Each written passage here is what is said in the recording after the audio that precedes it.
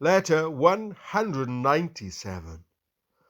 To Mr. William DALGLEISH. Letter 117. Thoughts as to God's arrangements. Winning souls to be supremely desired. Longings for Christ. Reverend and dear brother, grace, mercy, and peace be to you. I received your letter. I bless our high and only wise Lord, who hath broken the snare that men had laid for you.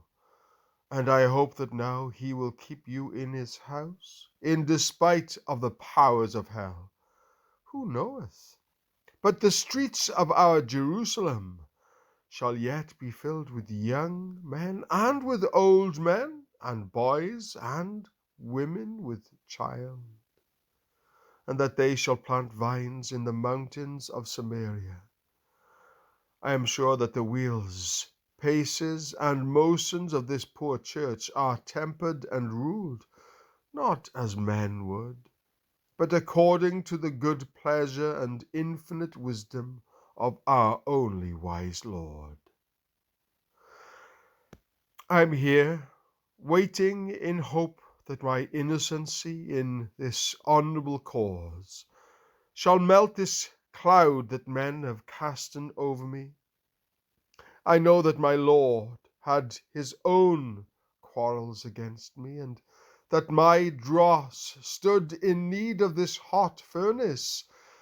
But I rejoice in this, that fair truth, beautiful truth, whose glory my Lord cleareth to me more and more, beareth me company, that my weak aims to honour my Master in bringing guests to his house now swell upon me in comforts, that I am not afraid to want a witness in heaven, and that it was my joy to have a crown put upon Christ's head in that country. Oh, what joy would I have to see the wind turn upon the enemies of the cross of Christ, and to see my Lord Jesus restored, with a voice of praise, to his own free throne again, and to be brought amongst you to see the beauty of the Lord's house. I hope that country will not be so silly as to suffer men to pluck you away from them, and that ye will use means to keep my place empty, and to bring me back again to the people to whom I have Christ's right, and his church's lawful calling. Dear brother, let Christ be dearer and dearer to you. Let the conquest of souls be top and root, flower and bloom of your joys and desires on this side of sun and moon. And in the day when the Lord shall pull up the four stakes of this clay tent of the earth, and the last pickle of sand shall be at the nick of falling down in your watch glass, and the master shall call the servants of the vineyard to give them their hire, ye will esteem the bloom of this world's glory like the colours of the rainbow, that no man can put into his purse and treasure. Your labour and pains will then smile upon you.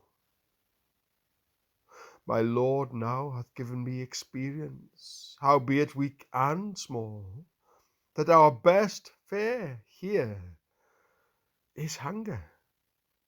We are but at God's byboard in this lower house.